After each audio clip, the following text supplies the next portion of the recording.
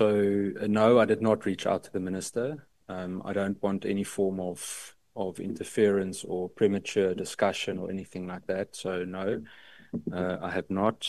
I know, and then just in terms of the second one, I think General Mkhwanazi is likely aware of any potential risk regarding what happened yesterday. I think he's got I know he's got a very competent team from what I saw during our oversight a few months ago in KZN that also assist in the relevant protection. And I also think he is quite capable of also defending or looking after himself.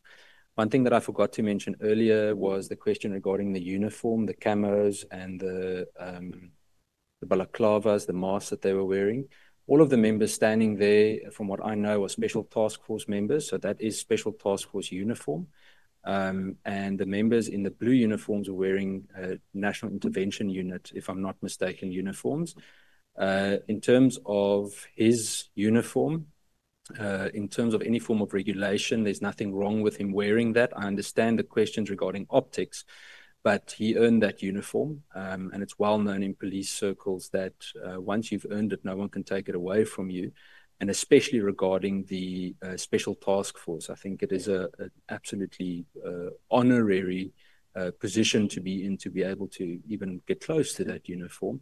So there was no, in my opinion, any transgression of any kind for the uniforms that were worn. I think the debate of what statement was being made by wearing certain uniforms would be a whole other debate. So should the minister be suspended? Well, let's look at it from a policing point of view. If a police member has in any way allegedly performed some kind of misconduct, there's usually suspension. Many people always explain it as though it's punitive to that police member, but that's not the reasoning behind it. The reasoning is to protect the integrity of the institution, one, and two, of the investigation. Now, if any preliminary investigation indicates any form of political influence from anywhere in the ministry, suspension should be considered. And that is to protect the integrity of the institution and the integrity of the investigation. And that counts for everyone that is potentially implicated. It was then also bordering on lawlessness. That comment broke protocol. So this, to me, I believe in the rule of law, and I believe in due process needing to be followed. And I keep on going back and forth in my mind, because what yesterday showed me was a massive frustration with the fact that action is never taken or hardly ever taken. And my question is that if General Mkhwanazi simply went and opened a case, can any of us comfortably say that that would have been investigated? And unfortunately, I can't say that. Now, should we not follow due process or not allow the rule of law to prevail? No, we have to, because we've got to set a higher standard in how we conduct ourselves. But with the frustration with the criminal justice system, it really has become apparent that it seems that you have to every time kick up a fuss or fight for something to actually change. And that leads me to the question regarding the summoning the actual report mentioned by the PC. Absolutely. As much as we can possibly get our hands on, we will.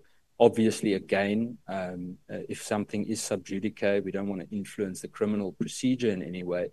But in terms of us understanding the dynamics of this thing, we have to. It's a totally unprecedented moment. I don't know about you, but I've never seen something like this happen. And yeah, we'll have to do everything we can to understand every detail. I just want to jump to a question in terms of whose authority he acted on, the Newsroom Africa question, and then also the closing of the political killings task team. Under whose authority? According to me, he made it clear yesterday that the National Commissioner knew of the press conference that he was holding. So I understood that it would be under the authority. I don't know if he granted every single piece of what was said, but he knew there was a press conference. Where General Mkhwanazi, in my opinion, is 100% correct, is he does not answer to the minister in terms of the command structure. He answers to the National Commissioner. And I want to make this very, very clear, because over the years, we've seen politicians become generals and all sorts of very interesting appointments as national commissioners. And I think it's blurred the lines, where even after politicians that didn't come through the ranks remain generals, it creates confusion as to the actual command structure of the South African Police Service. No minister or political appointment in the ministry or any other political office for that matter has operational say over the South African Police Service. It's like me thinking that we're some kind of quasi police unit that can investigate certain matters. I can't. I don't have that authority. I'm not a police officer, and I'm not going to act like I'm one. So it's just important for me to actually underscore that in terms of the command structure, nothing that was said there is wrong in terms of him reporting to the National Commissioner. That is correct. That leads me to the question about the political killings task team. The instruction was given, you'd remember a few months ago, that it must be dismantled. There were several discussions about it. I know it was moved to the Deputy National Commissioner. We've all heard what was said. The explanation that was given to the Police Portfolio Committee was that why should we have a special task team while there are so many other different kinds of serious crime? Why is this special? Why can't it just be investigated as crime in general? That's one of the explanations that we got. Yeah, do I approve of it? I would like to first actually see the evidence of what General Mkhwanazi said yesterday about how well it performed. Now, when we previously asked the question, we saw a lot of explanation of how well they did perform and successes that they got. But at the same time, there are many people that spoke out about the abuse by that specific unit and things that they did wrong. To be honest with you, sometimes it feels like I'm watching tennis as the implications and allegations come in that I don't know who to believe anymore. So during this inquiry process, we would need to see what that evidence is to understand better about it. If I'm not mistaken, there's a specific murder sentencing happening today that was due to a case that was investigated by the political killings task team, and that person is being sentenced today, if I'm not mistaken. I'll check the detail shortly. The last two or three questions, in terms of, Jason, your question of the who runs the process, that's part of the advice that we will hopefully also get from Parliament. In terms of the committee, we will definitely engage in that discussion with the minister and the said persons. There's no doubt that we will go ahead with that. And who would preside? Well, I think if there's a commission, an urgent commission or ad hoc commission of some kind, I think it would be important that it is an ex-judge or an independent individual of that kind that needs to preside over it. I know there was a meeting this morning with certain officials at Parliament.